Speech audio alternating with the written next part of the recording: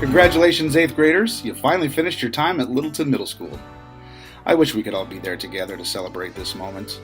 After all, your first day at LMS was my first day at LMS, and you're the first class of my administrative career, and you're always going to hold a special place in my heart that no other class is ever going to be able to take.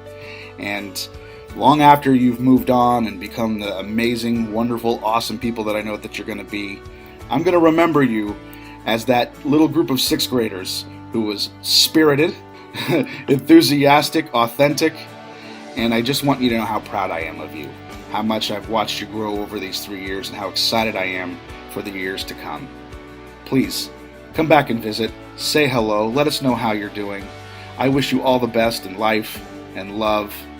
Enjoy the summer, you've earned it, and get ready for high school. It's going to be wonderful. Take care, say hello, and I wish you all the best.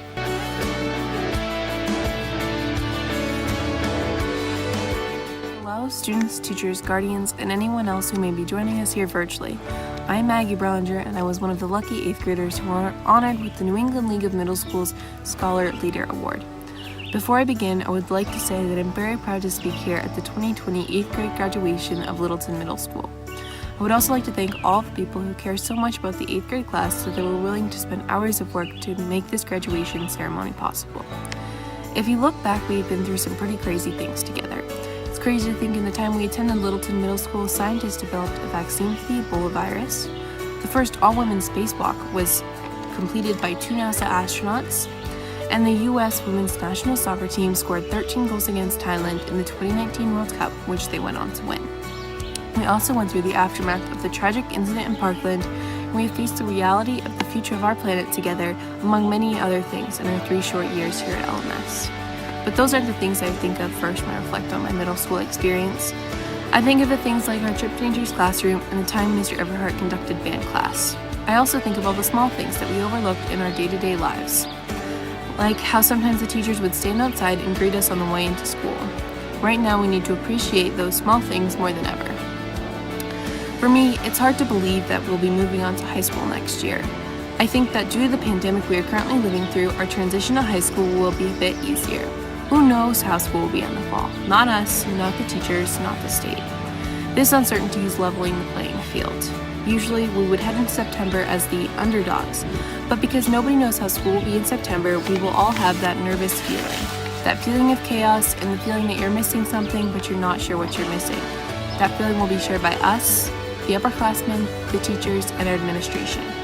I hope that at the beginning of next year we can put those feelings aside and be flexible and optimistic.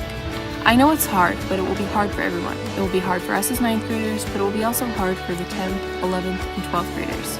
Not only will it be hard for all the students, but it's going to be hard for all the teachers and the administrators as well. I think that we don't often think school can be hard for those who aren't being taught, and this is something I think the pandemic is really putting into perspective for many students.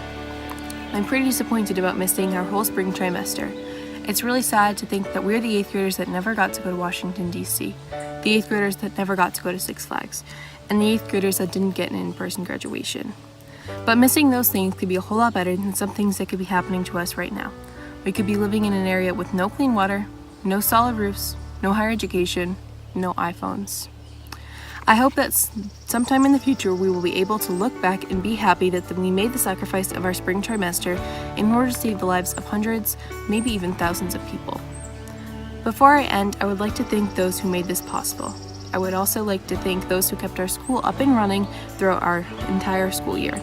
In no particular order, thank you to all the core subject teachers, UA teachers, paraprofessionals, special ed teachers, lab teachers, along with the custodial staff, kitchen staff, front office staff, Ms. Dorfman, Ms. Nichols, Ms. McCarthy, Ms. Morgan, and last but not least, Mr. Everhart.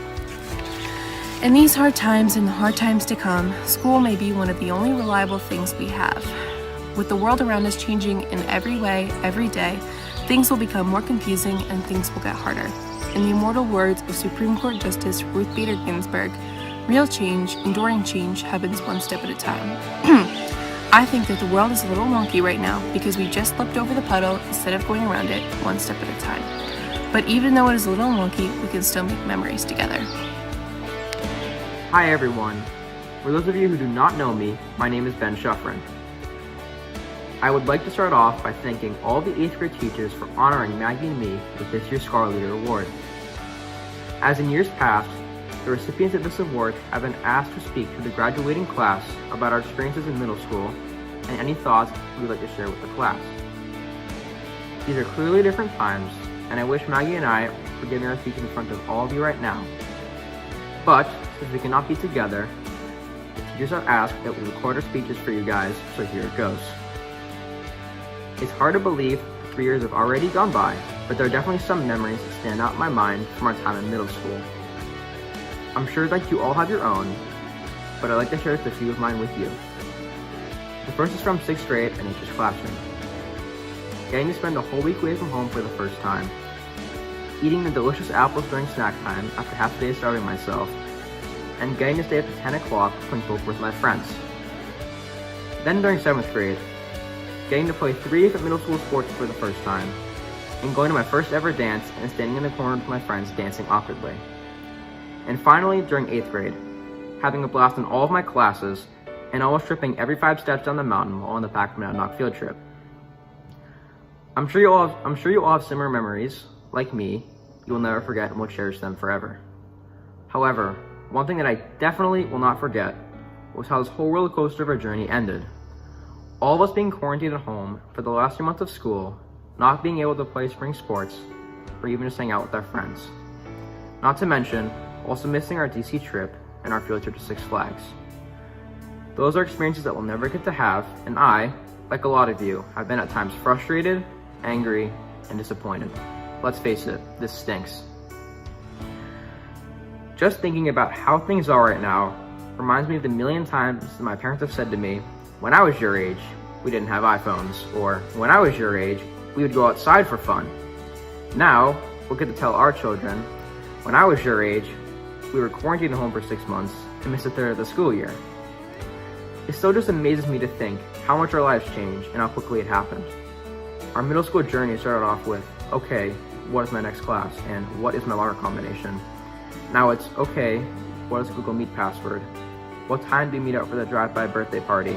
And who's online playing video games right now? Even the phrases that we used to use on a daily basis have changed.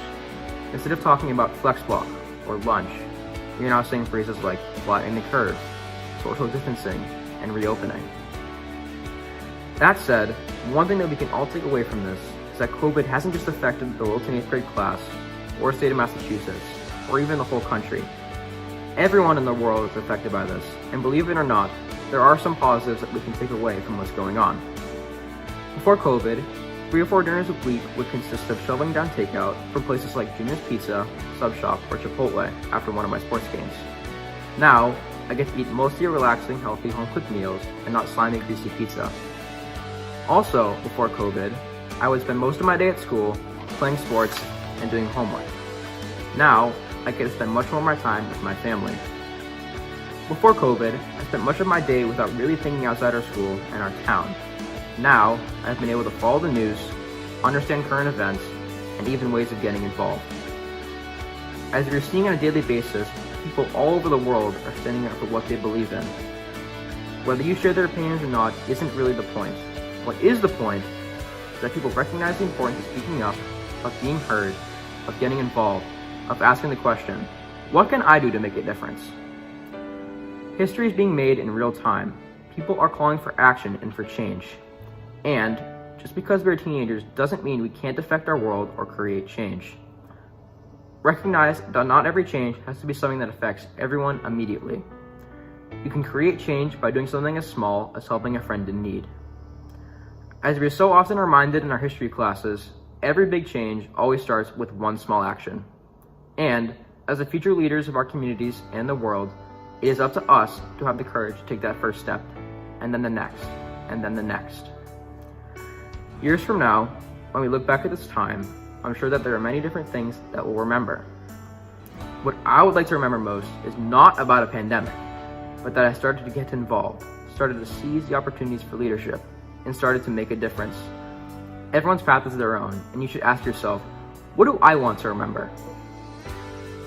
I would like to thank all of my teachers, faculty, and administration for supporting me throughout my education to this point. To my parents and to my brother and sister, thank you for always supporting me through some hard times and helping me with my homework. To all my classmates, congratulations on completing this incredible journey we call middle school. I hope you're all healthy and safe, and I wish you all a great summer. Best of luck on beginning the next stage of your education in high school. It's the start of another chapter in our lives, and we're all the authors. I hope you make your story a memorable one.